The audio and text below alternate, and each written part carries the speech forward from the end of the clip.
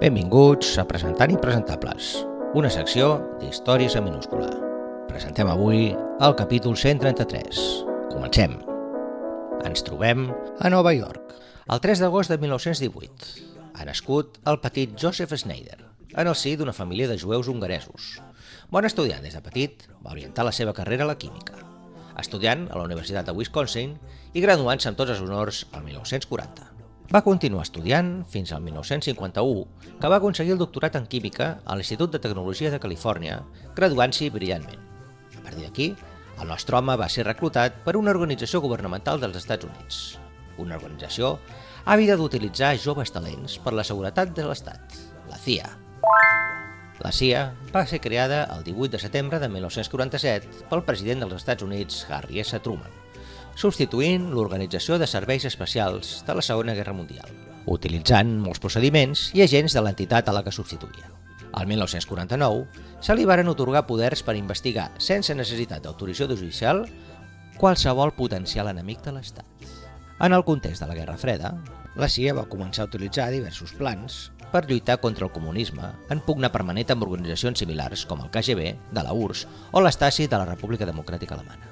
El 1958, Cuba, situada a menys de 100 quilòmetres dels Estats Units, va derrocar el dictador Fulgencio Batista i el poder va ser pres per Osvaldo Dorticós, tenint a l'ombra el guerriller Fidel Castro, que esdevindria primer ministre el 16 de febrer de 1959 i president el 2 de desembre de 1976.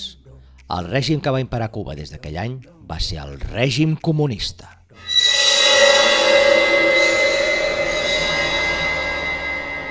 Els Estats Units es varen esparverar.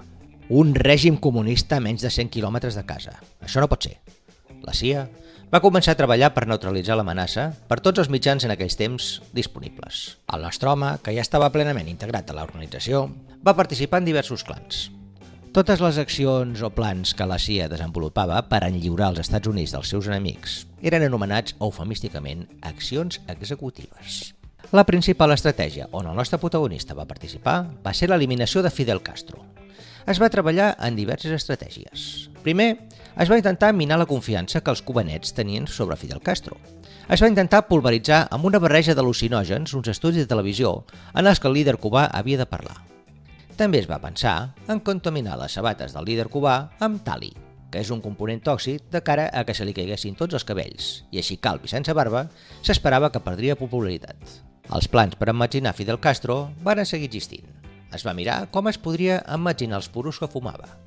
També es va intentar enverinar l'escafandra amb gas que s'utilitzava quan feia submarinisme. Tots els plans varen fallar. De tota manera, Fidel Castro no era l'únic que obsessionava els Estats Units. Varen haver-hi altres intents per assassinar presidents d'altres països en nom de la seguretat dels Estats Units. Massa efectius no varen ser. Es va intentar emmetzinar la pasta dentífrica de Patrice Lumumba, líder revolucionari congoleny, que va esdevenir el primer president del Congo, també sense èxit. Al final, la CIA va participar en la mort d'aquest president amb mètodes més clàssics. Va ser assassinat utilitzant la seva guàrdia personal. La CIA, amb la participació del nostre home, va experimentar amb una substància amb la que es pretenia controlar mentalment a les persones. El projecte MKUltra. L'objectiu era trobar un sistema per manipular la ment i controlar la voluntat de la gent. Es va pensar que a través de diverses drogues es podria anul·lar la voluntat de les persones. Es va, durant bastants anys, realitzar experiments amb voluntaris i no tan voluntaris. Segons informacions que s'han sabut més de 30 anys després, es contractava prostitutes a les quals posaven droga, com LSD, que llavors es començava a investigar, i després s'observava la reacció. Des dels miralls falsos, on els homes del nostre protagonista, a més de fer de voyeurs, prenien notes. Un bon exemple va passar el 1957, quan un home, anomenat Wayne Ritchie, va prendre una beguda que anava proveïda d'una substància màgica. Es trobava a l'oficina, quan de sobte l'habitació va començar a donar voltes. Les llums de l'arbre de Nadal varen començar a dansar en una dansa molt animada. Va intentar sortir a veure si amb l'aire fresc recuperava la compostura. A partir d'aquí va tornar-se violent. Va armar-se i va atacar un bar, essent reduït pels mateixos clients i tancat a la presó, sortint amb llibertat condicional, previ pagament de $500. El nostre protagonista i els seus homes anaven prenent notes. Ens trobem a la petita localitat francesa de Pont-Saint-Esprit, a la zona de Languedoc-Roussillon. El 1951, La vida en aquella bucòlica població era una successió de fets que s'anaven repetint. Mai passava res. De sobte, el dia 16 d'agost varen haver-hi diverses visites al metge, amb pacients amb vòmits i diarrees. Tots ells sense febre, però que notaven una alè ardent. Bastant d'ells varen morir al cap d'uns dies. Serà això una pandèmia de sobte? Un parell de dies després, un habitant està assegut a casa seva, prop de la finestra. L'habitació es comença a moure. Cada cop gira i gira més ràpid. La finestra cada cop es fa més gran. És que no sóc a casa. Sóc a l'aeroport i jo sóc un avió. He d'enlairar-me. En un altre indret de la vila hi ha un altre home. Un home que de sobte veu aterrat, com 4 o 5 serps estan sortint de dintre seu. Se li estan menjant les tripes. És insuportable. Aquest home va armat amb una pistola. Es fot un tret al cap per no patir. Ens trobem en una altra casa. Hi ha un adolescent que està amb la seva àvia. De sobte, no és la seva àvia. És el dimoni. Un dimoni vermell amb banyes. On és la seva àvia? Se l'ha menjat el dimoni? S'abraona sobre el dimoni, que és en realitat la seva àvia. On és la meva àvia? Has matat la meva àvia? Pacients de l'hospital internats a causa dels problemes anteriors varen començar a delirar. Un dels interns va dir que estava mort i que el seu cap era de coure. Una senyora gran va aixecar-se del llit i va llançar-se contra la paret. Molts interns varen haver de ser lligats al llit.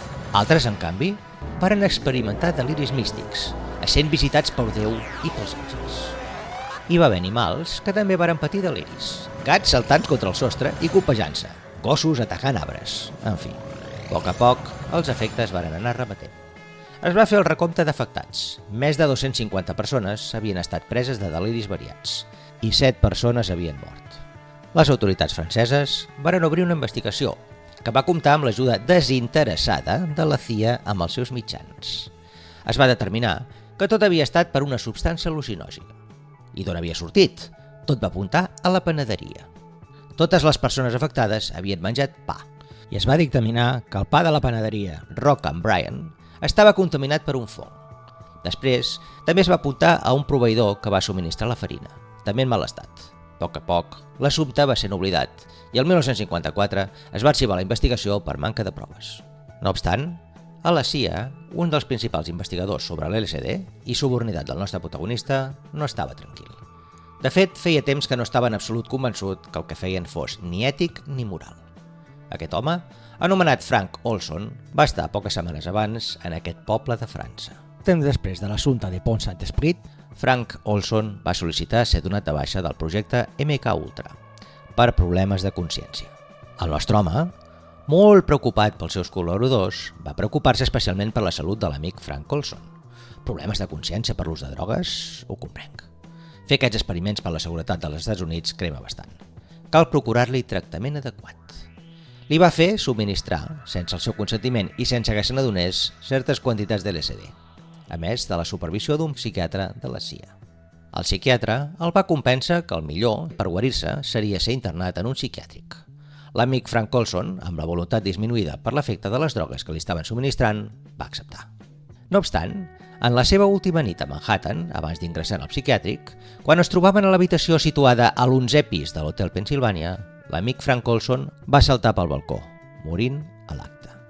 Ui, quin greu, devia pensar el nostre protagonista. Un gran professional era. Ens va ajudar molt, però clar, estava malalt. Ara segur que no pateix. I segur que no parla dels nostres experiments a Pont Saint-Esprit, per exemple.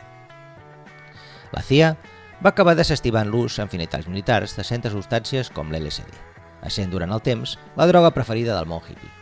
El nostre home va ser nomenat director de l'equip de serveis tècnics de la mateixa CIA el 1967.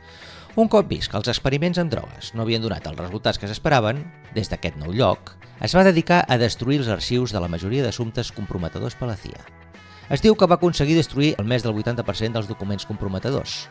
Es diu també que en aquests documents ell en sortia més malparat que bé.